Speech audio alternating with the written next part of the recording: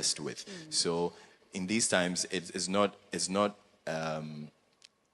far-fetched to go for consultants. You can consult communications experts. You can consult people who have in-depth knowledge in the media field, so that they will be able to help the church to reach out to people.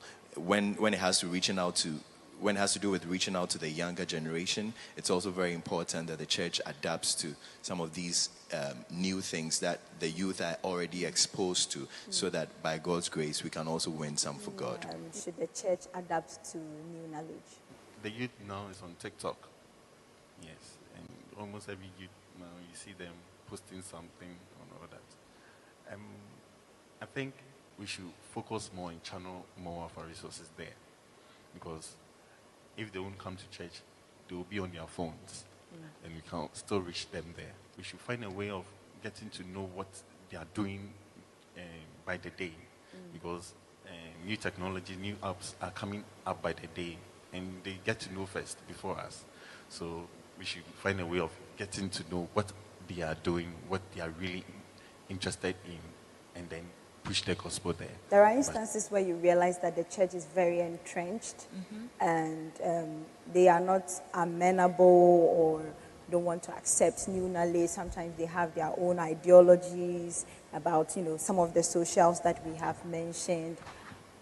Why are we at that point where we sometimes have the church entrenched, that we don't think, this technology or new global trends is actually going to help us, and we just have to look at how we can adapt it to suit, or localize it to ensure that we are still... This is how it is. We are not saying that we should go away from the Bible, because the Bible is, you're not changing anything in the Bible, but ways of attracting more people. Like he said earlier, the core thing here, or the greatest commission, the great commission, is that go into the world and make disciples. So how are we going to go and make those disciples? So what means are we going to use? If they are coming from a certain school of thought and they do things a certain way, and this is how it has been done for hundreds of years. So the world is moving on to a certain way, and we are stuck in our ways because this is how it is done. Who made it so?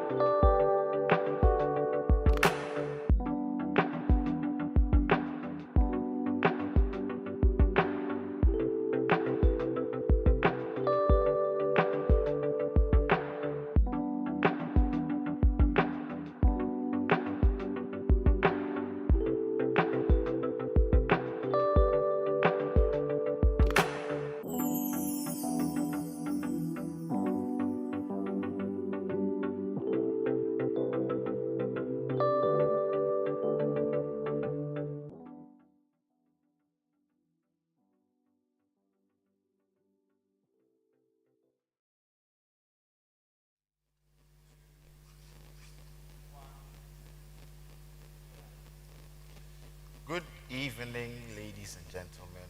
You're welcome to yet another edition of Special Focus, our quest for knowledge.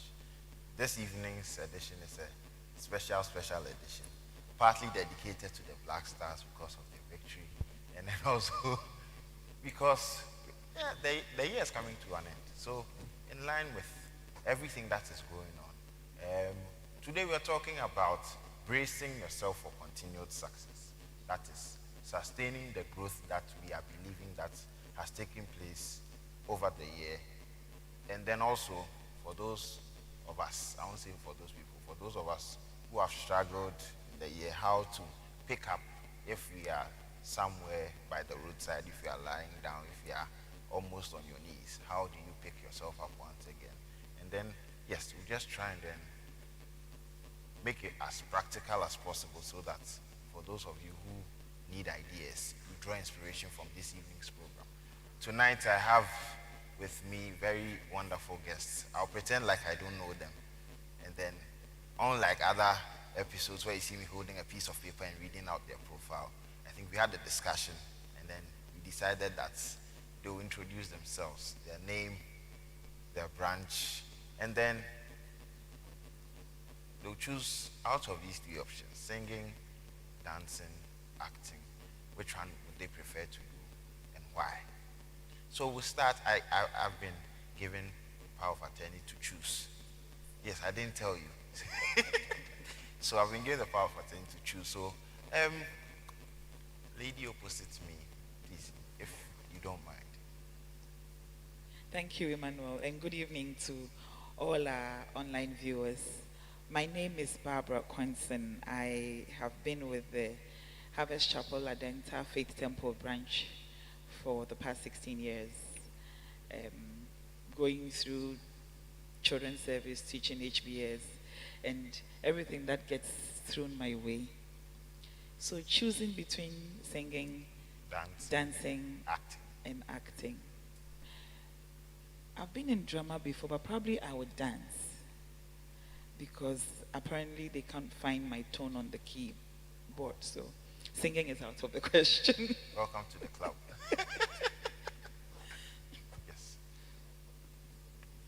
Good evening to our listeners, and thank you, Emmanuel, for welcoming us.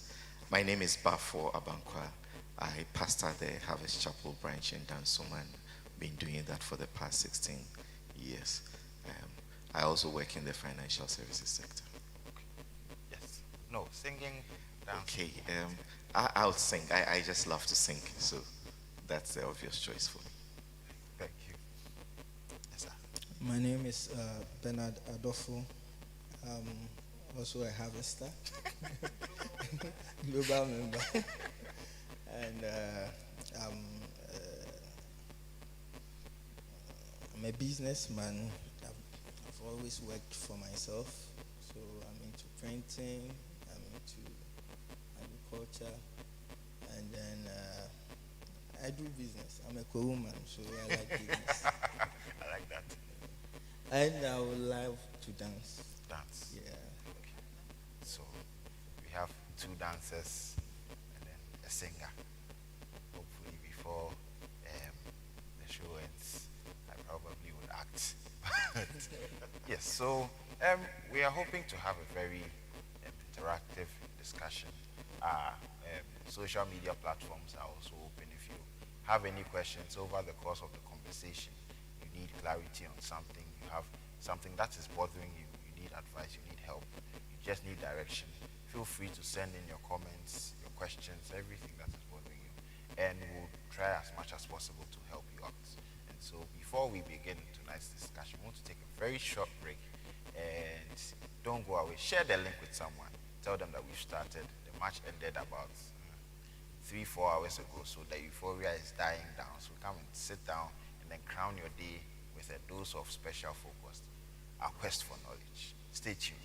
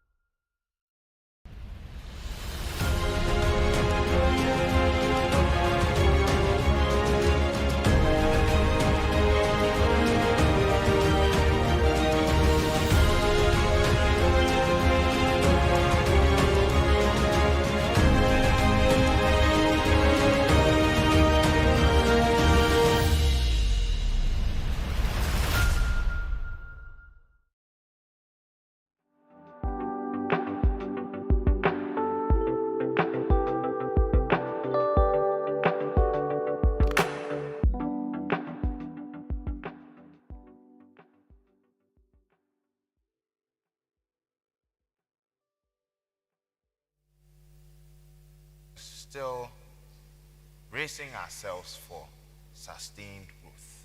One thing that I have come to realize, a lot of things start, a lot of things end, but not many things continue. And that is what we want to look at between start and finish. Sustaining until it is time to finish, because a lot of the things that end, most of the time we're not supposed to end, but yet because of one or two things, because of certain challenges, we had to call it quits. So today we're looking at sustaining growth. First question that probably comes to mind: how would you classify success? What does it mean to be successful? Is it material? Is it a certain level of wealth? Is it relative?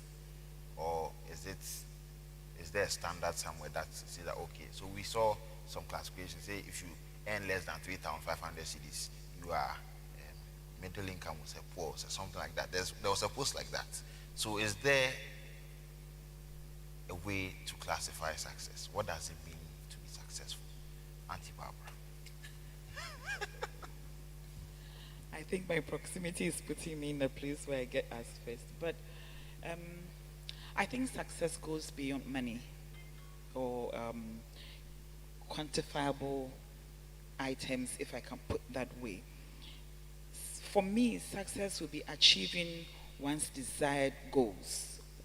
So at the beginning of whatever journey you were starting, whether it was to lose weight, it was to go to school, it was to farm, have a garden, whatever you set out to do, you set objective and you achieved it, then you are successful. So it is not according to how somebody sees you. You may have set yourself an objective to go to school up to PhD level, but now you have a master's and you have a good job, and everybody thinks that you're okay, you are successful, but that is not the objective you set yourself. You can decide to cut it short, but what did you set out on your life's journey to do according to God's plan for you? Once you've been able to do that, that is what I would say is success. Okay, I like that. Before Reverend Bafo chimes in, I want to also, how do you ensure continued success? Looking at it, okay, so this is what I see as success. How do I ensure that it is sustained? Reverend Bafo. Well, so I think I'll pick up where my sister left off. She talked about setting some goals or some objectives, and to ensure that you reach those goals, you need to have a plan. So it's not enough to set the goals. You need to have a plan how you'll attain the goals, and to ensure that you are successful, you must have a plan that you would work out to get to the set goals.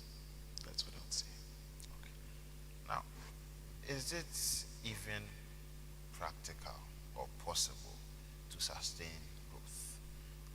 So let's take it in the times that we're in. So the beginning of the year, you set out to expand your business, open 3 more branches, but then now everything is expensive. And so you decide that let's stop now. But then you still want to push forward. Is it practical? Is it possible to sustain goals? Okay, so I want to understand or get what success is. From my point of view, as you pick a project, and then you set time, and then you do the project. So depending on how you do that project, you either be successful or you fail in that project. Okay, so every man has so many projects you do. Your marriage is a project. Your work you are doing is a project. One thing that you are thinking of is also a project. So the more most of these projects work out well, then you, that person, is successful. Okay, so coming back to your question, if I want to sustain that growth, then it means that all these projects that I've put on my table I'll have to make sure it works. So my marriage should work because it has a link to my business. If I'm stressed out at home, I don't think business will go on. My whichever project I'm doing at a point in time should work. If I have 5 things doing and 4 of them, work well, 5 of them work, then I'm successful. So my work is to make sure all these 5 things work. Set goals that are achievable. You stick to your plan, know what you want to do, and then make sure, be focused, make sure that works. So as I work on these 5 projects that I know I have, I will be able to sustain my growth as I pick up. Looks like Reverend Bafo, you want to add up? Yeah, just some addition, because you mentioned a specific instance of, say, desiring to add some branches, and then you have the current circumstances that we have. I believe that when you set the goals and you make the plan, it's not static.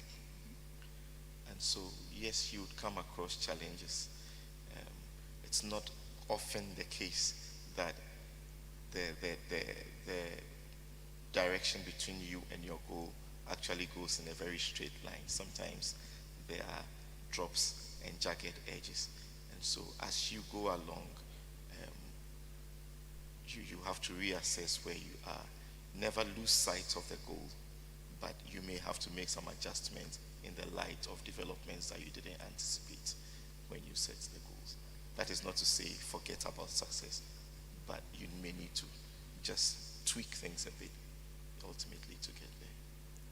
Yeah, I think even in the corporate sector, you set plans, set objectives, and there are mid-year reviews.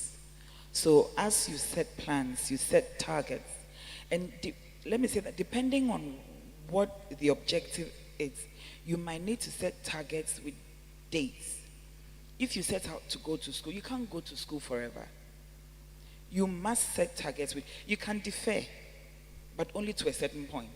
Because if you defer forever, they would have to ask you to stay on your deferred side because it looks like the path is, the grass is greener there. So you might need to set targets. Review as you go along the line. When it's not working, you might need to step back and not abandon the goal, but look at how else that objective can be achieved, And I think that one way to ensure that it works also is to have an accountability partner. Because I realized that, look, I set myself to do this. Halfway through, I'm tired. But I quite remember, I didn't go to uni right after A-level, like most of my colleagues did. I did a professional course, and then I started working. But I still wanted to go to university.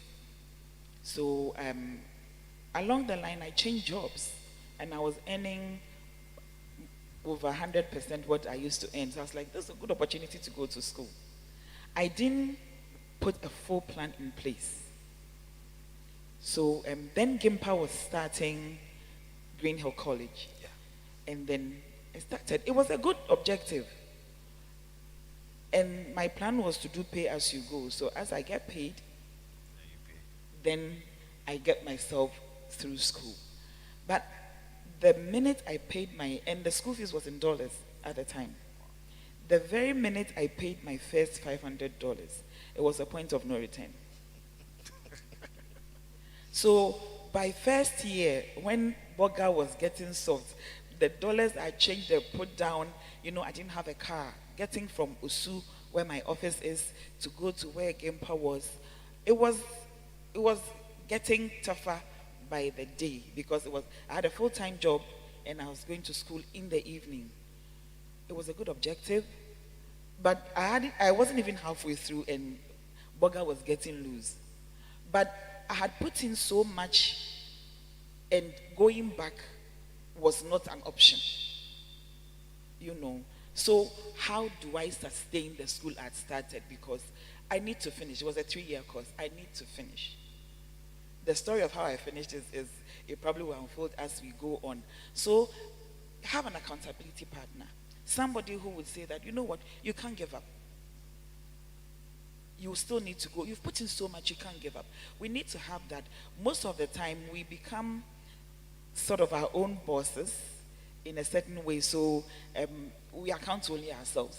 And it's not enough when you want to sustain success or you want to achieve a certain level of growth. You can't be accountable to just yourself. It's very easy to give up that way. Can I just add that sometimes you will actually fail in your quest for success. It still doesn't mean you should give up.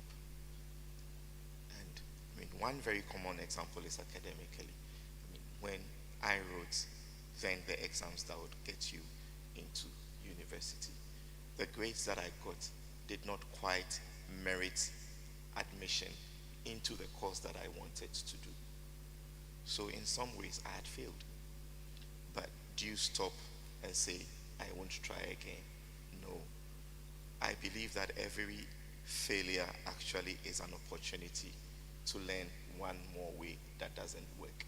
And so I did apply because I had grades to go to university. Just that I didn't think those grades would get me the program that I would get into. So I also registered to rewrite some papers. Turns out that year, the university changed its mode of admission for that program, and my grades were still good enough to get me in, so I didn't have to use my second set of grades. But the failure should not stop you from pursuing the success that you set. I actually watched, it was a movie, and this lady sold cheese. And then it was a market day, someone came and she had cheese with honey. And the customer tasted it and was like, oh wow, this is different from every cheese you've ever sold. And she said, actually when she was making the cheese, as she was curing the milk, a jar of honey fell in. And rather than throw both the honey and the milk away, she thought that, okay, let's see how the end process would be. And then she made cheese with honey. And it became a big hit. So she didn't set out to make sweet cheese. But eventually, it became a brand that also sold. Yeah, I want to add something to it. Your question asked me, putting our circumstances in place, as in Ghana now. Sometimes if you are doing a particular business, you stop. It doesn't mean you failed. Let me use myself as an example, like the farm. Now, feed is so expensive. There's no one taking care of you. So if I have birds and I'll sell, have that same value, put it in another project that will not devalue as the birds will. When I look at my ratios, why not? So if you see me as a farmer and I stop farming now, doing something else, I have not failed farming. It's a whole project. There are 3 things I'm doing. If I should stop this now, put the money here so that it doesn't devalue, I think it's wise. As Christians, we need to be wise and do what is right. The grace is there for us. So when we do what is right, I think we'll be very profitable. Okay. Wow, there are a lot of questions that I like where the conversation is going. We'll come back to some questions that I want to ask. But what are the things that hinder sustained growth, in your opinion, in the corporate sector, in the church, in business? What are some of the things that hinder sustained growth? We can look at it from different angles. The internal factors, that is you yourself, then the external, things that you don't account for. Then if you can go a step further to show how we can handle some of these things. So the things that hinder. Let me start off. Okay, I think before you start anything, you should have some core values and core goals. Okay. Things you want to do. This is what I want to do. At a point, I wanted to have branches, and one branch, a car drove into the shop. Yes, that same year, I sent some boys to work in a company. One guy died there. It was a day that they weren't supposed to come and work. that same year, this thing happened, something else happened. But if you know what you want to do, none of these things will push you. I have a plan. That is what I have to do. So if you shift from your plan, you might not have that growth that you were thinking of before you started this business. You had a plan to do this. You want to do that. Now you say I'm rich, so if I'm changing my plan. That can change the rate at which you grow if you don't even calm down. So that's my... Okay. So just to continue from where he's left off, maybe from a corporate perspective, I would say that there are a couple of things that hinder growth. One would be the absence of a plan. And many times we tend to do things just because we think we are at a stage where those things should be done. You leave JHS, you go to SHS because everybody is doing that. You move from SHS, you go to university because everybody is doing that. You leave university, you find a job because everybody expects you to find a job. But really, it should be about what career path do I want to chart. You may not always have the answers at the beginning, but when you have a true desire to find answers, you will. Now, so not having a plan is one of the things. One other thing would be success itself. It hinders growth, in my opinion, because sometimes you set out. I remember some of us may have a dream organization we want to work with, for instance. And so once you get into that organization, this is the life. And that could hinder opportunity for growth because there's so much more, even in that organization or in other organizations. You could go international. I mean, there's a journalist who some years ago made quite a name in Ghana, and when everybody was questioning what else one could achieve in journalism, there was an announcement that he had gotten a job with a global media organization. And even in that global media organization, when he had hosted one of the most popular programs, and you were wondering what he could do there was the World Cup, and he was going to be the main reporter for that global organization at the World Cup. So if we get too satisfied too quickly, that could be a hindrance to growth. The last one that I'll talk about would be sometimes listening too much to the wrong kind of people or not having the right kind of people around you.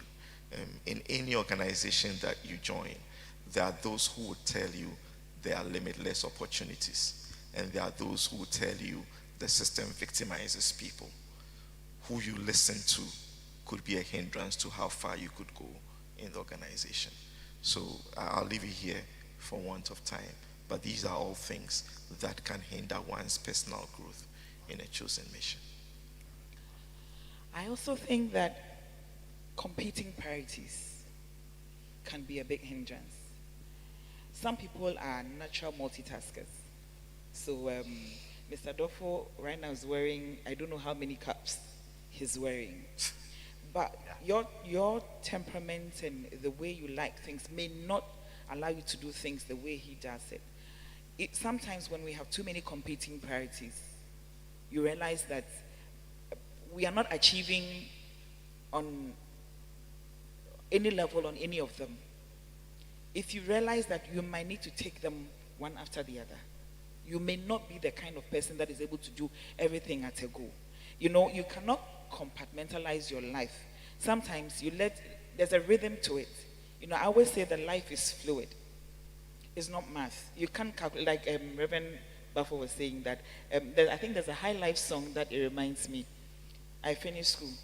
So primary, secondary, university, I marry, have children, then what else? You know, at any point in time, something is taking priority in your life. So see what you are doing.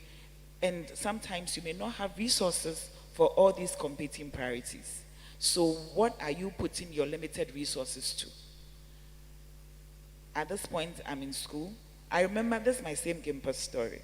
So I was doing my pay as you go school fees. So at the end of the month, I pay my school fees, I pay my tithes, and then I go to the ATM once that's it, the money is finished.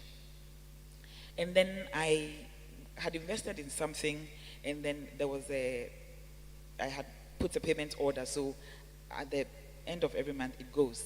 And it left me with practically nothing. But I was okay to go with it like that. If I was doing a very big project that was steep, it may not be a sustainable thing to do, you know. And sometimes I've realized that, you can pass by and see a building half done, and it's just there at the mercy of the weather. Sometimes we don't have succession plans. So I'm starting this business or this venture now. What is the plan? Is it going to be a 1 year, 2 year project? Is it meant to outlive me? What is the plan? We may not have it when we are starting, but as we are going along, we will need to start developing it. There's this man I know who was a medical doctor, built a clinic in the 80s and 90s. It was serving the community very well. He had 3 sons, and he was hoping that they would end up becoming medical doctors and probably inherit the business. Guess what? None of them became medical doctors. The man passed a few years ago. The place has been sold. So sometimes we need to put in a succession plan. Even if it's not your children or in a relative that's going to inherit it, if it's a business, there must be a properly set up management plan so that the business does not collapse. Because once it becomes a business that grows, it's employing people. These people have families who are also depending on the income that the breadwinners are bringing home. Yeah. So it's imperative that the business grows. What's the point in, even if I usually use weight loss. If you're going to lose weight and eventually gain it all back. You get me? So if you're going to start, have a plan of it growing. Do it in a sustainable way. Let it be a plan you can follow through to the end. If it's a business, think about it. It's a conversation sometimes we don't like to have as Christians because, we have faith and everything. But leaves are falling fresh and dry. Ask yourself, if you are not there today, will your business go with you? If it goes with you, then what you put in wasn't solid from beginning. Okay. Wow. Still looking at hindrances to growth. For those of, I want to say us, but I'm still a young man. So, no, you're not old, but for those of us who are still quite connected to our parents because we are not that old, and then you are, to a large extent, you are still influenced by some of the things they say. What are some of the things that parents, not even parents, but people do to hinder growth in young people? Because you talk to young people, and I said, because Auntie Barbara, you work with young people, you hear them say, my mother said this, my father said this, or sometimes I went to school, my teacher said that I can't draw, so I shouldn't even waste my time. What are some of the things that we do to hinder growth in people who are growing? So even professionally, you realize that people kill dreams, and you are saying that listening to the wrong people. But it's my father who is saying it. So it's my father, the wrong person. And so I think that sometimes the parents too, they don't know. They are trying to help the person as best as they can, but then they end up throwing the person off completely. So everybody's becoming a doctor. He can play football, but ball in the air, it's not for serious. It's not a serious profession. It's not a serious profession. So then he throws it away, goes to medical school, and keeps on failing. But then we are saying we should sustain the growth. We should keep on pushing. But I'm still failing. How do we help parents to not become hindrances to their children's growth? Or even in the church, you realize that young people are coming around, but when they touch the instrument, no, boy, don't come and play again. So they are not joining departments because people are pushing them away. So what are some of the hindrances to young people's growth? Thank you. I think you, the individual, and this is where I think we should all get to in our walk with God. What is God telling you? We are here as a congregation, but we take messages home to our individual homes. When we close church, we all go home. What is God telling you? Not what is God telling us. So, what is He telling me to do in this space? You know, if you sought the face of God in this thing you are doing, and you are very convicted and convinced about it, you will face opposition, but you won't give up. For some people, it might mean that they've lost even family. But eventually, there were many people today whose parents would not hear about their being pastors. I think I heard Reverend Udate say that once. You know, initially it was like, you know, we want you to go to school. What do you mean that by you are going full time? But now, the parents who initially did not want to hear about that are saying it with pride that, oh, my son is a pastor, my son is a reverend minister. So what is God telling you? Once you know what God is telling you, you don't even just walk to your parents and say that, Daddy, I think I want to. When you have a conviction about something, you don't go saying, I think. And once you, and I say this, it's a business idea, but God gives business ideas. The Holy Spirit gives business ideas. So, whatever it is you're doing, if it's school, you're going to school, what is God telling you? You should come from a certain place, no matter how young. You should come from a certain place where you know this is what you want to do. It's interesting when you speak to, I taught children's service for so long. Sometimes I ask the children, some of them know. Others are like, I don't know. Eventually they get to know. But you find a few who have the conviction from day one. I saw a gentleman recently who used to be in Harvest Theatre. And each time there was a play, he was a pastor. And he is a pastor now. And so I said that you spoke into this ministry. You were always acting as a pastor. And so I'm not surprised that today you're a pastor. And then he was like, you see, I said, yes. So what is God telling you? Once you know what God is telling you, you sell that idea to, even if it's your parents, and you go.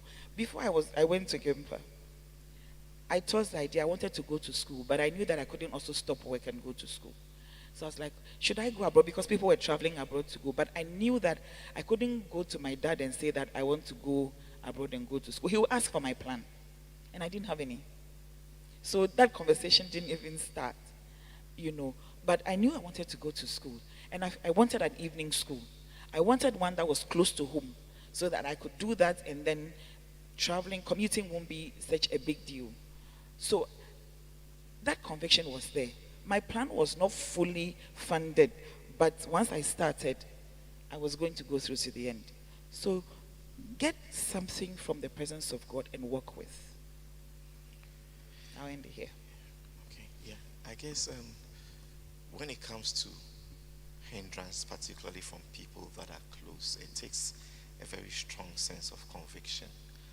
And sometimes what they may say, even though it would look like they're frustrating you out of your intentions, if you're open-minded, could actually help you to overcome potential roadblocks on the way. Because I believe that every parent would want the best for their children. And so when they say things that counter where you want to get to, it's not necessarily because they are against where you want to get to, but because they envisage that one or two roadblocks would stop you finally. And so it's also about listening and defining the points of concern for them. And when you often come back to say that, look, this is where I think your fear is or your worry is, and these are the ways around it. And of course, you don't necessarily have to think through all that alone. You will definitely find some other older folks who can be support, and then you go back and you can actually garner support from some of these parents we've seen with some of the footballers in the national team how they were opposed by their parents until they got a coach who actually went to that parent to tell them, your son is that good or your daughter is that good, before the parents started supporting them.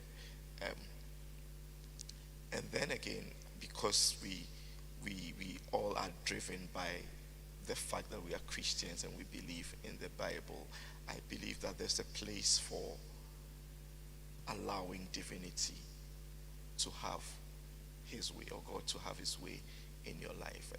I smiled when my sister Barbara talked about some children who know what they want to do. I mean, if you asked me from when I was 7 years to when I was 11, way before most people would even hear about universities and the like, I could tell you which secondary school I wanted to go to, which university I wanted to go to, and what course I wanted to read.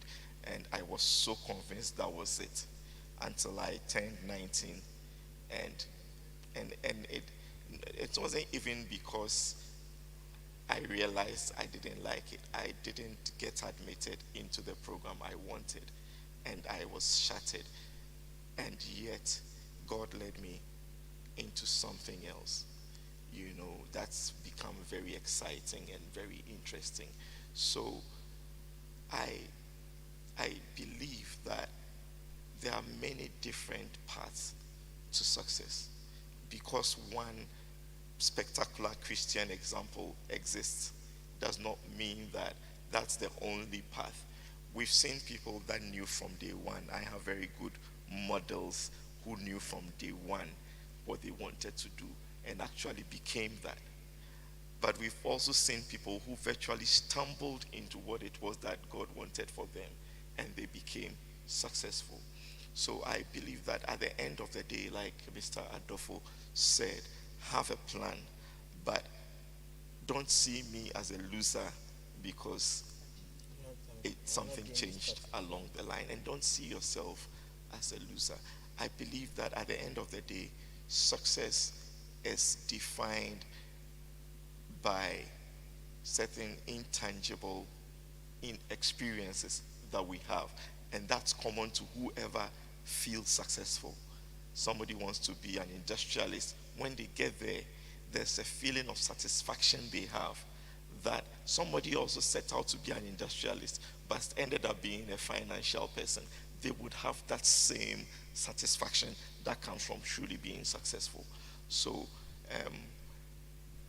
maybe to some young person out there, don't feel you amount to nothing because others have clearly defined their roots and you at the same age as them are not too certain. When that happens to you, just make sure that whatever it is you are doing at any particular stage, you apply yourself fully and excel at it. But if we all serve the same God, at a point, it will become very clear to you what your path is and how success should be. I'm sure that when Bill Gates was getting out of university at the end of first year or even before the end of first year, some would have questioned his success. I don't know whether they still can question his success now. So that's really exactly. Yeah. Thank you very, very much.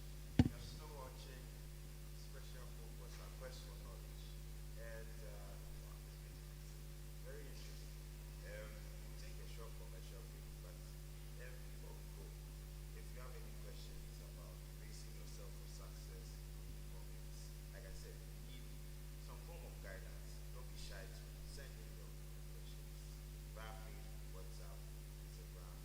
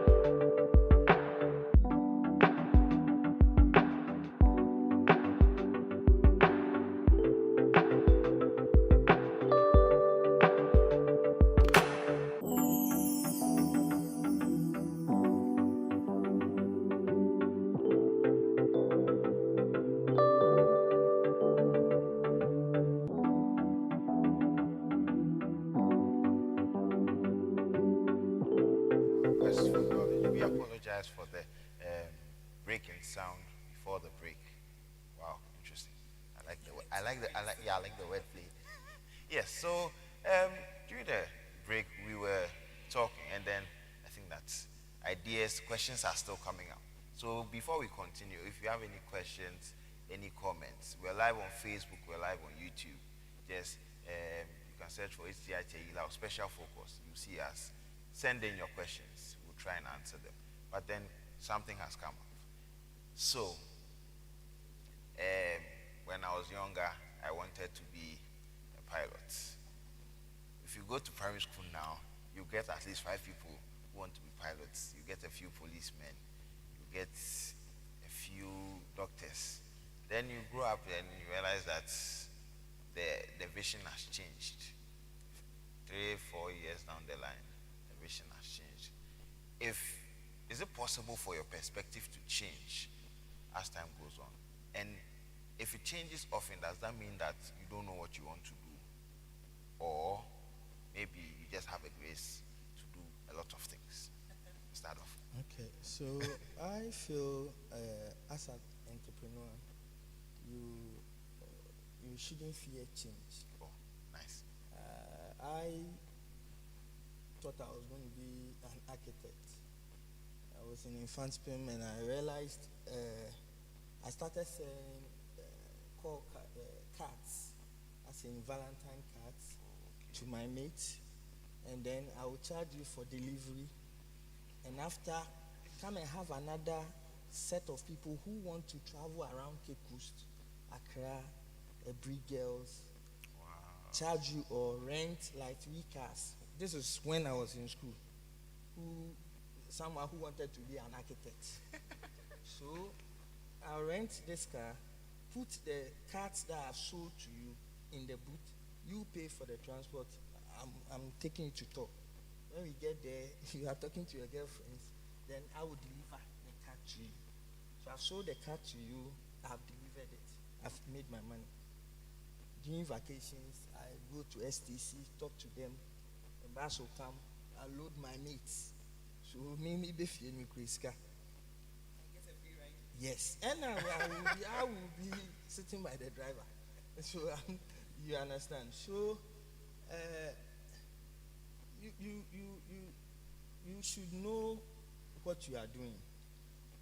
My mother is a business person. My dad is a business person. As I left Infanspin, my mother's business was having problems, so I came to help her. I realized that I was there through my university days. And then right from there, I said, I wanted to also have something. I built an internet cafe. I bought 1 printer. I realized that the cafe will work for 24 hours. I will make then now 67 Ghana, 64 Ghana, 24 hours. Someone will come and print obituary, 100. I get 100 Ghana within 30 minutes. So now the direction comes in. So someone who wants to be an architect, now being a business person at Makola, everybody knows me at Makola. Now starts an internet cafe and now coming into printing. I ended up supplying companies with items, multinationals. I see myself as a businessman. So today, if this business is running, I do my calculations. If it's fine, then I go. I don't stick to one thing that I want to be what. I'm looking at what I want to get out of that. So if A doesn't work, B will work. So I still keep on moving. So that's how I see you should look at stuff that you want to do and how it approaches, the good ones approaches you and how you should identify them. We started our school because a church member came to leave the daughter with us in the house. One person, number one. So my wife told me, and I was happy about it. Hey, are we crying in this church? This woman, I have not even seen her before. For her to come and leave her daughter with us because the daughter is in my son's school, it means that, she has some respect for us. So it is fine. Now the woman is coming for the child today. Oh, Mommy, you came too early. Another pastor's son joined. So when they are coming to pick them, you realize that there's some happiness they feel with us. I told my wife, I said, hey, when you come back, you bring us infections. Why don't we, yes, today this one has cold, this one has that. Why don't we look at this and see it as an opportunity that children like to be with us? And then it worked. So I think we should open up. We pray for God to give us ideas. When they come, we don't see them as ideas. We want God to call you, Kobe. I want you to build a school. And God, I don't know how God will do that. I think He will find a way like how it happened. And then after it becomes glorious, I can say, okay, so it was God who made me do A, B, C, D. Thank you. Maybe just to add that, yes, we should be open to adapting. If you permit me, here's a chap who is born and dreams that he'll become bigger than all his brothers. And in there somewhere, he finds himself in prison. Now, even in prison, because there's that innate leadership potential, he becomes a leader in prison. He doesn't cry and moan that my dream of becoming a leader is over. My record is blemished with a prison record and all that. And there in the prison, he leads until he reaches the full potential of leadership capacity that's placed in him. So different things may happen and different people find themselves in different circumstances. But it's okay for course to be redirected. And for me, one important thing is that you are not redirecting solely because the original course was too tough. Because whichever other course you take, you will face some tough times. So if you're looking for the path of least resistance, they say it leads nowhere. And that should not be, least resistance should not be the reason for going on any particular path.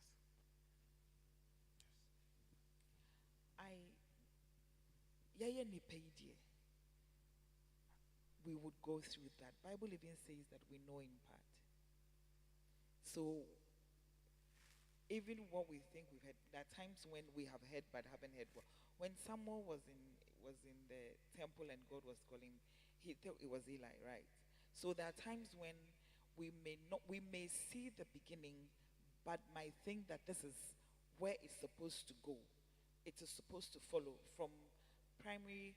Now it's JHS, SHS. I must go to university and then I must work. For some people after SHS, they might need to go and sew. There's a lady in my branch who has finished her university, was working, and then under COVID, the business, I think it was hoteliering business, there were no customers coming. Rather than her sit at home, her dad, her uncle, that's her primary caregiver, her dad, said, you know what, you like sewing. So she registers with the let's say designer, because she's not just a seamstress. And then she's learning to sew. The next thing I knew, she was making yogurt and she's selling it in church. I thought she actually was buying it off someone to come and resell. So I asked her, she said, no, I make it myself. And I said, you are a very talented woman. What are you doing looking for a job with somebody else? So now she's sewing on the side. She's making yogurt. She's selling shoes. She did go to the university, all right. For some people, they might go in between doing all kinds of things before they end up. When I went to Gempa, there were people in my class that were 50 years. Eventually, they also came to university. So you may fail your exam, but it doesn't mean that that's it. Life has cut short. The business venture may change, but do you just give it up? Do you pack up and say that you won't do anything again? Because I tried 4 times, it failed. So that's it. I won't do anything again. Maybe poultry didn't work. You can go into rabbit rearing, and then now catfish is the new in thing. It started from tilapia. Now it's catfish. It might take somebody bringing some other kind of fish, and that will also catch on. Why not? If mean, and we've had so many examples in the business space.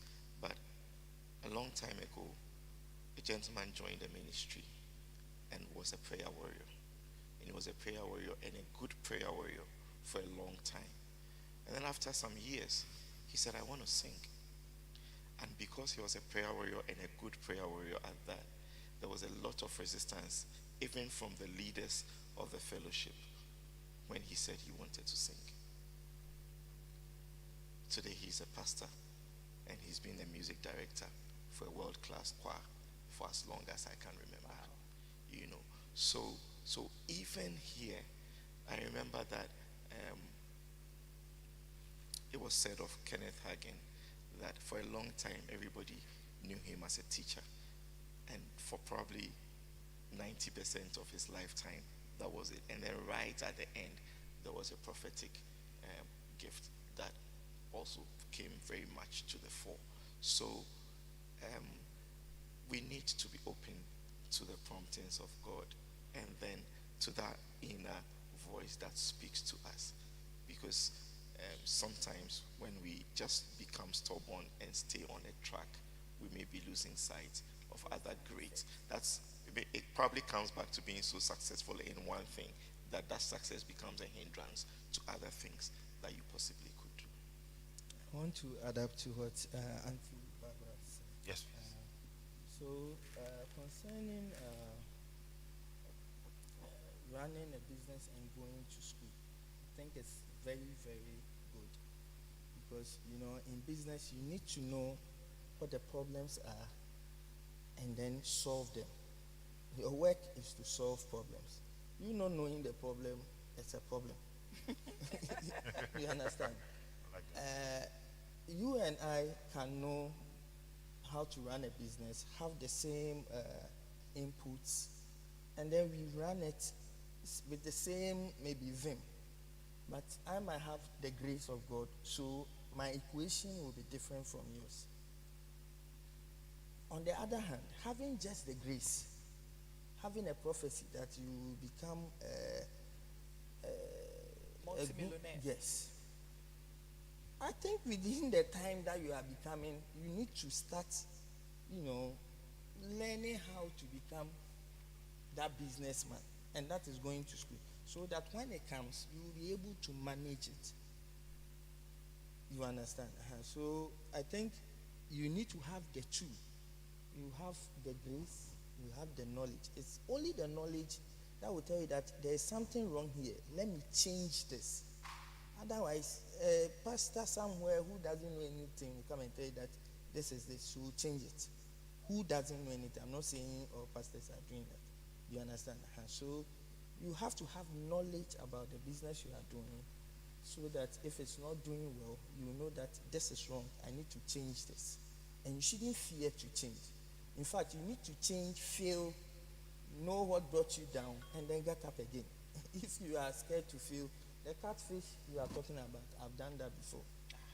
You understand? The story was you buy fingerlings for 1 CD, you just buy coping feed for them for 50 whatever days, and blah blah blah. So I did it. I bought like 6,000 fingerlings. Wow. I didn't harvest 1,000. Hey. Because the knowledge that I had to get before entering, I just Didn't have. listening to a marketer who wants to sell fingerlings.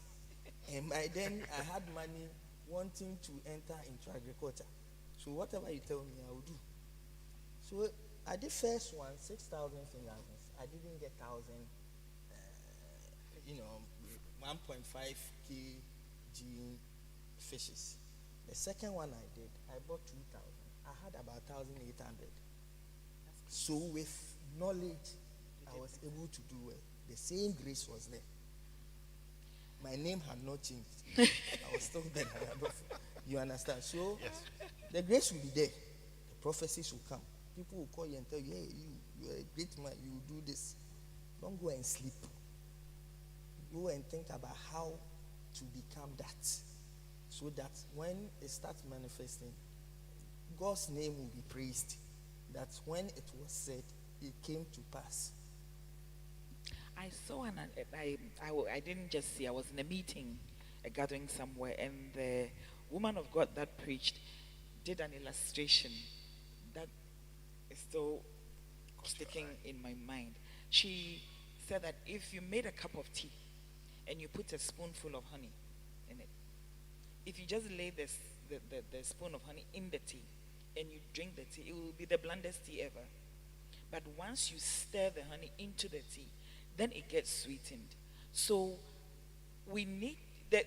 You might even have the flair to sew or to barber. I have a brother that went to live abroad, and what side job he used to chichane home was to barber his mate's hair and then make money. So he had call cards with his number on it. He was a mobile barber back in the early 90s. So if you need a barber, you call him. He came to wherever you are, cut your hair, put his money in his pocket. So you may have a gift, you may have a talent to do something. It needs to be stirred for it to be acted on. Just leaving it in there becomes like the spoonful of honey. It's just lying in there. It may take education to stir it up. It may take you even seeing someone sitting at the feet of someone doing it and then getting the, oh, this thing can be done, and then also doing it. Okay. Wow, my mind was somewhere. I was really engrossed trying to Thinking get about catfish? No, the catfish. Well, You want to change from being a presenter to a farmer? oh, I can do plenty, but I'm still. I think that it is really helpful because there's a lot that personally I can do, but for one reason or the other, I haven't been able to. Now, in economics, we talk about the law of diminishing returns, where there is growth, you peak, constant marginal returns, then begins to diminish. How do you try and revive diminishing returns, where you realize that at a point in time you hit your peak? Now you started depreciating, and it isn't time yet. So in the church, people used to come. Then after COVID, now everybody's doing online. But online, you know that you check their views, they are 47, but the church members they are 800 and 120K. So how do you revive these things? Business, sales are down, academics, used to be at the top of your class. Nowadays, relationship, you thought you were there, now you don't listen to me anymore, you don't have time for me anymore, blah blah blah, we can't work this anymore. How do you revive something that is dying or on life support? So you can pick any aspect, church, relationship, business, and then try them. So my definition of a successful person Yes, sir. was somebody who saw all these things as projects and made sure they worked. So in business, every business has its plan, as in every project. So if I'm doing catfish now, because we are with catfish, Yes, let's continue with the catfish. and then I have, let's say, 4 ponds. Each pond does 1,000. The whole process is about 7 months. So first month, I will pick up the bigger ones, start selling. If I get 1 kg, I call them, come pick them. Then lastly, the small ones, I give it to the women who dry. So as a business person, to grow, because if I keep on doing the same 4 ponds, I'm doing well, but there's no growth. So it's either I increase the number of ponds or find a technology that will allow me to do more fishes in 1 pond. Because fishes, they all need oxygen in there. So if I can produce oxygen in there, instead of me having 1,000, I can put, let's say, 1,005. So 1,005 times 4 will now become 6,000. It's a growth. And it still goes back to knowledge. You understand? So I feel for a project like that, you do first, second. If it works for you, then you find ways of increasing your production. in all other ones. In marriage, before you didn't used to do some things. Now you see that this one is working. Why don't you, Boha? You understand? If my wife, she likes, how do you call it? I've even forgotten. But if your wife likes ice cream, and then when you see her some way, you are going home, just buy ice cream, put it down, you to turn your face. I'm sure by the time she takes it, you will get there. So identify anything that will make things work. Then there will be that growth that you need. Because if there is a problem there, all these things, the fishes will even die. Okay. Maybe just to add, I think that it's about defining, redefining, setting, and resetting. So in your personal life, I mentioned the example of this organization I want to work with. Once you get there, a certain goal that you set has been achieved. If you don't redefine the goals, then if you are not growing, you are diminishing. So it's sometimes because we lack the resources, the wisdom to really set very high goals. We can only set goals as far as we see. But then by the time you get to that goal you set according to your limited vision, you have capacity to see beyond and set new goals. So it's about setting new goals. To use very practical examples for, say, church. And I have faced that challenge where post-COVID, the numbers dropped. People said they were doing online. We started out as one branch, and then it was in a certain locality. People were moving out of that locality into new areas that were springing up, because where we started Dansoman is pretty expensive, and you can't even get land to buy to build a new house. And so people were moving into new areas, newly developing areas. Do you sit down and say, well, they should still come, or do you lament that you can't get them anymore? Or do you go after them where they are going and set up a branch? So today in Dansoman, you may look at the number in there and think, oh, not much change. But then you look at those new areas, Kokrobite, Kaswa, and other places, and just by going after them, you realize that you are maybe 3 or 4 times the number you originally were in Dansoman. So I believe that there's a constant need to review what you've done and what else you can do. Same applies in marriage. I tell couples that I counsel that when we got married, we spent the first few days setting priorities for the next 7 years. But by the 5th year, by the grace of God, and he says that he can do much more than you can ask or imagine.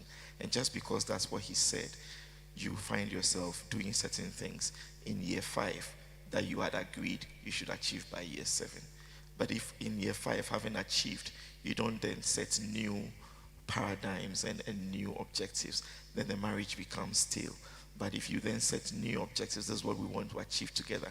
Maybe by that time, there are children. When you were setting the goals those first 5 years, there may have been none. How do you prioritize your time? How do you, what aspirations do you have for those children? So I believe that setting, resetting, replanning, that's the way. And the biggest companies in this world, they've excelled at doing that. Where is Nokia? Strategy sessions. Where is Nokia? But maybe if they hadn't seen themselves as a handset manufacturing entity and they had seen themselves as a communication enabling entity, they would still be here. And I think the same thing applies to our lives as individuals. It will be, I don't know whether it will be or it is. It will be unfortunate if we keep doing things the same way but expect different results. You know, like Brother Bernard said, that if you're farming, you are putting in this much, this is the output.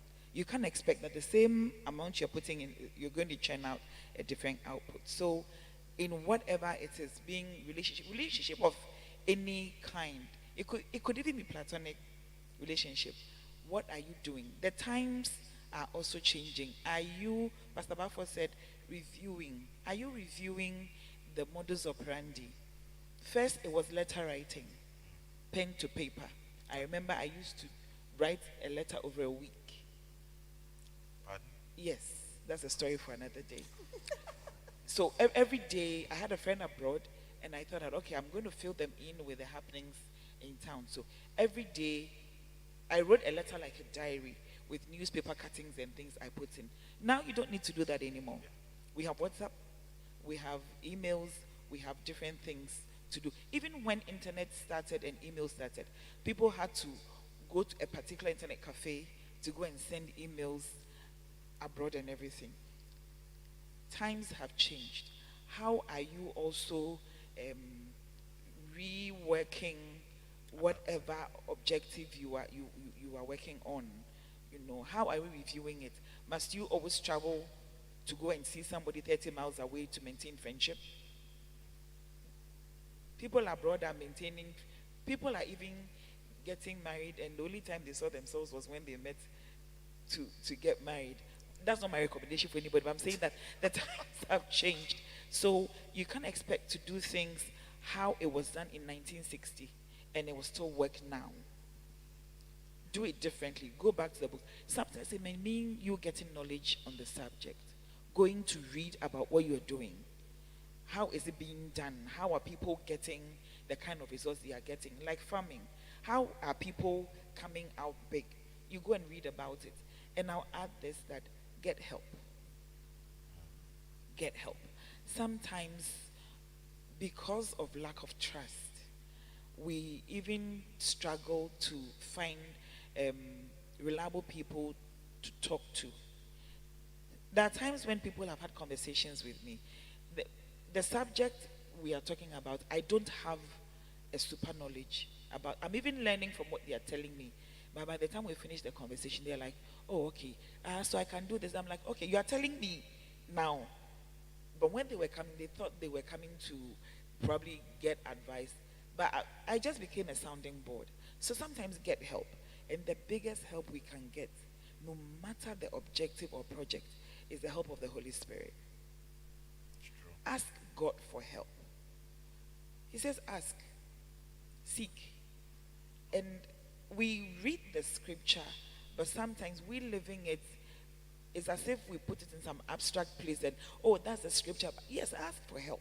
If it's business, how do you know the person you are going to meet for that contract is the right place to be? Is it the right place to even invest your money? Should I go into this? Should I go into this relationship? Should I work in this place? Because I always say that the place you work, the place you live, can unmake you. If it's the wrong place, that would be a very long place in hell. Time spent in hell. So get help. First of all, the help of the Holy Spirit. And you'll be amazed how the Holy Spirit will lead you to people, contact people you didn't know, people from nowhere. You may just bump into them just by having a conversation. They will become people who can help you. You know, so by all means, read, get knowledge, but get help also. Wow. It's a very interesting conversation that is going on. We want to take another break. Please send in your questions. This month we are talking about bracing yourself for supernatural growth. We are trying to sustain the growth that we are accumulating or making. So send in your questions. I've said it about 3 times over the course of this program. We'll go for a short break. Send in your questions. Send the link. When we come back, we'll try and wrap up. We still have a lot to talk about, unfortunately, but we'll try and wrap up. I think there will be a part 2. But then, because we couldn't exhaust even half of the things we wanted to do. But stay tuned, and we'll be right back.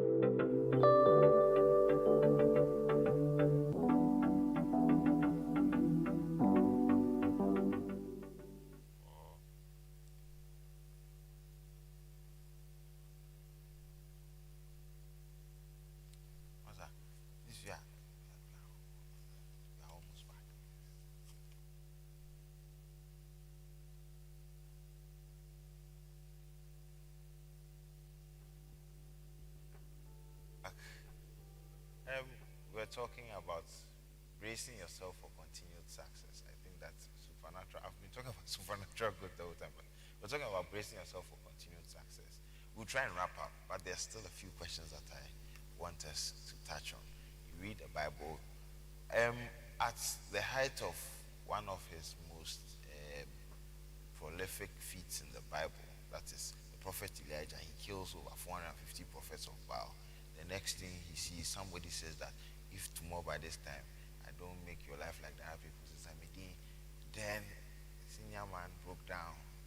God killed me, I'm tired. How do we, yes, even the senior man broke down, even the old man of faith, how do we deal with weariness on the journey to continue success? We are wrapping up, so how do you, because now a lot of us, we are tired. How do you deal with weariness on the journey of continued success? How do you bounce back after you get tired? Yes, please, Reverend. So I read a book by the famous Reverend Yonggi Cho, and he outlined an occasion where he virtually collapsed behind the pulpit, and later on he got some good advice that he would just burn out. I think one of the concepts that we miss out on within our setting, I'm not sure whether it's a cultural thing, is one of rest. And so we find out that people do not really take breaks, if even just to reflect on how things have gone. We just go and go and go, and our entrepreneur friends are the guiltiest when it comes to that. But I think that we can, rather than seek to address the problem of weariness, manage it and prevent it.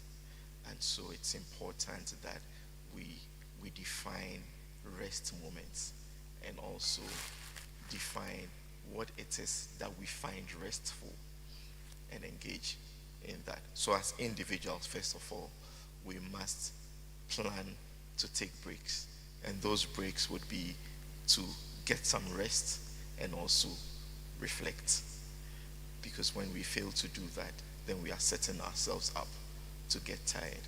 And the Father teaches us a perfect example.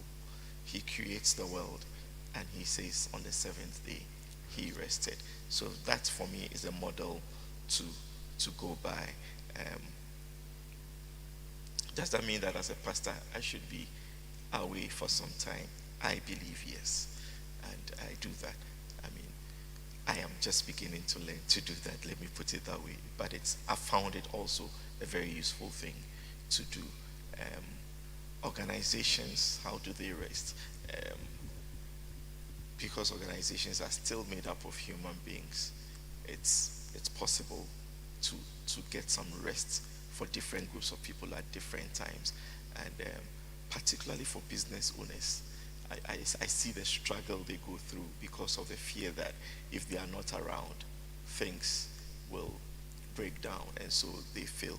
But for me, that in itself should be a cause for concern, that you've built a business that's doing so well, and yet one person gets lost and it's going to crumble, even if for a few days. And so that should still instigate for people to be able to take a break, knowing that they've set in place some systems. If it means whilst you are on the break for 1 hour every day, there are some critical numbers you need to see, or some important conversations you must have maybe every 30 minutes, 30 minutes every day whilst you are resting. That's fine, but we must make time to take a break. And sometimes when we do, we actually come back very reinvigorated and with new ideas that we are able to try and succeed at. So we are wrapping up. Yeah. So I'll give everybody one question. So I'll give Reverend Bafo his question. I'll give Auntie Barbara a question, then I'll give Mr. Adolfo a question. So, Auntie Barbara, how do we build a habit of accountability? Because we are talking about bracing ourselves for continued success, and you mentioned having accountability partners. How do you build that habit of accountability? And then to Mr. Adolfo, is there any impartation for diligence? You're a businessman, you're an entrepreneur. how do you build diligence?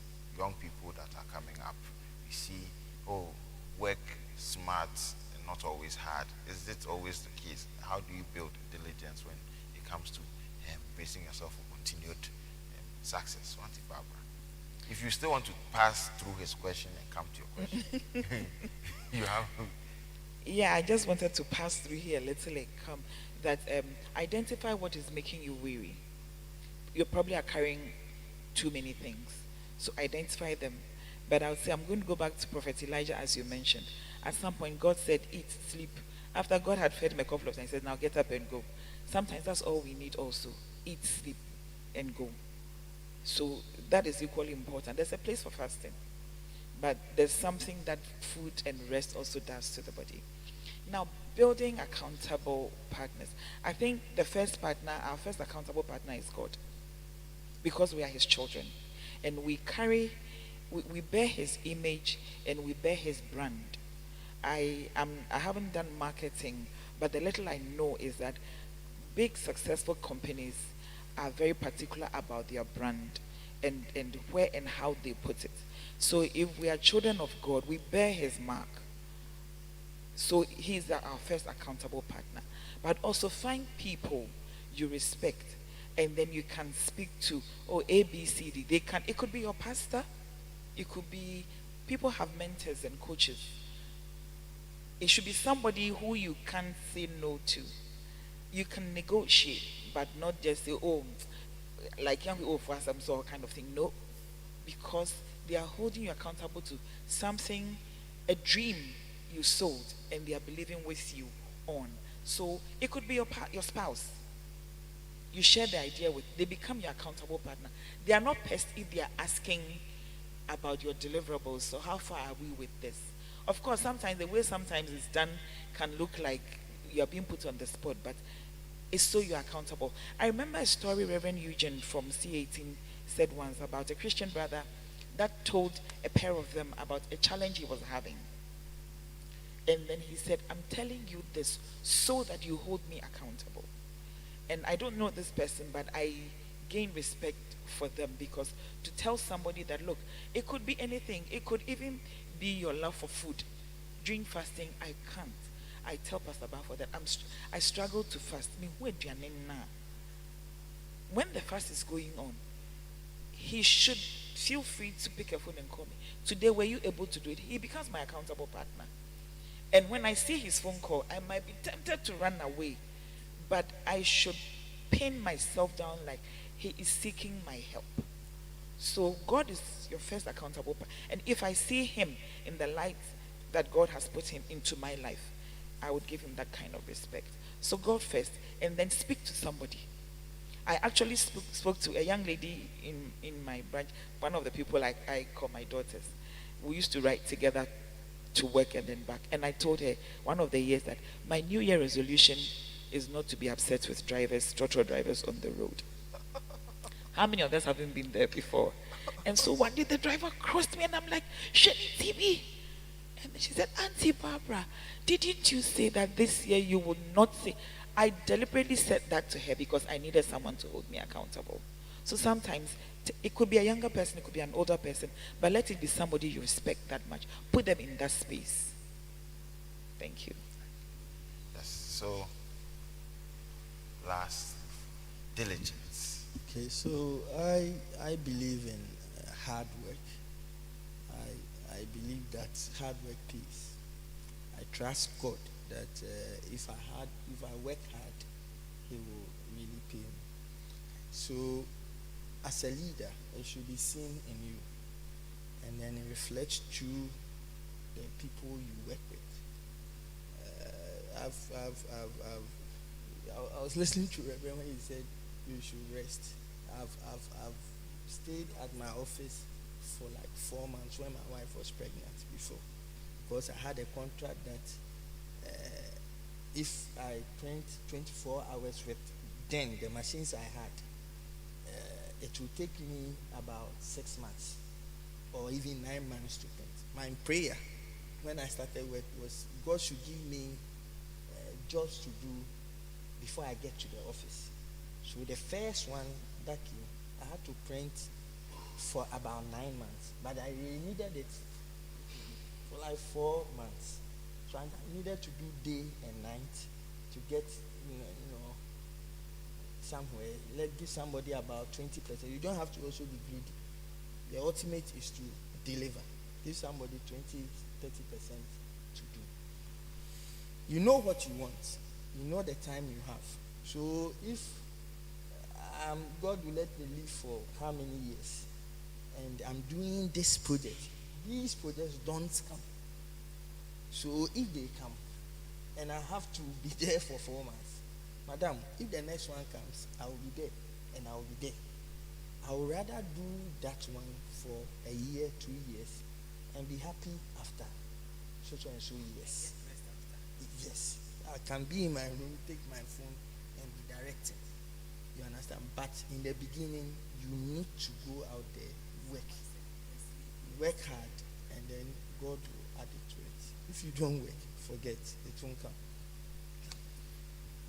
Any time left? I'll just say that if you find yourself in an organization, you're not an entrepreneur, you should ask yourself what's expected of you. At the beginning of every year, you're given some specific objectives. Your targets as a Christian young person coming up would be to deliver on what's expected of you and actually do more than is expected of you. And that's the diligence that we are talking about. If there's a smart way to do it, by all means use it. But don't deliver less than is expected of you. Deliver more. Thank you very much. If there's anything I've learned this evening, I think that for young people such as myself, questions and accountability are not necessarily an obstacle. I think that many young people nowadays, once you ask them questions, it's like you are pestering them, like you want to be a stumbling block. But then the questions will let you think about certain things that you have not considered. Your ability to answer them or not answer them shows you where you are. So an example, I think a few years ago I wanted a phone. I was in university, and then I went to see my father that, my phone is spoiled. He said, go and look for a phone and come and let me know the price, then we'll see. So I went into the newspapers, saw a nice phone, then I showed it to him. Then the questions he asked me, like project defense, why this phone? How will it help your academics? And so plenty of questions. Phone keke, what's all this? So I'm like, no, there's no need. So when they gave me my money for school to buy my things, I just scraped some out of the corners and then bought something affordable. It wasn't as flashy as what I was looking for, but I realized that I didn't necessarily need that phone. I just wanted it because it's nice, and then it is expensive. But then the questions will make you evaluate. So nowadays, even before I go and do something, if I want to do something and then I'm going to him, I know I have to have certain answers. That would help me to make my case. In the same way, for a lot of young people, find the accountability partner can be someone who asks you questions you don't want to hear or tell you things you don't want to hear. And I think that it really, really helps to hear things you don't want to hear. Because young people like myself nowadays feel like someone is blocking our shine. So you are going to do something, they ask you questions, then you go be saying cry one mommy. But sometimes it's not about one mommy, it's about a dear no kind. And once you know your kind, if you can't answer, go and sit down and then ask yourself. So we will continue this conversation. Like I said, I think we have to have a part two because this is very, very critical to everybody, particularly in these times that we're having. But we are very grateful to the three of you for that. I think that there are different sides of the same conversation, very interesting perspectives. And thank you for coming this evening. We also thank our very wonderful viewers for staying with us. And this is special focus, our quest for knowledge. And we spoke about bracing ourselves for continued success. And I would like for everybody who has watched, share the link, let someone also benefit from tonight's discussion. It would go a long way to help each and every one of us. And this special focus, and every special focus is brought to you by Harvest Chapel International, headed by Reverend Fitzgerald Odonko. We are very grateful to him and the pastorate for always allowing us to use their platform to talk about very pertinent issues in society. We're also grateful to the technical team, the media team, the people behind the scenes who make this possible. We also want to entreat you not to give up in these times, even as everything looks very strange. But with everything that you have said here, I believe that if you write it down and you begin to practicalize and actualize it, things will turn around before you know it. If you want to know how to start a catfish farm, I think that Mr. Lawful would be very pivotal in helping. Thank you.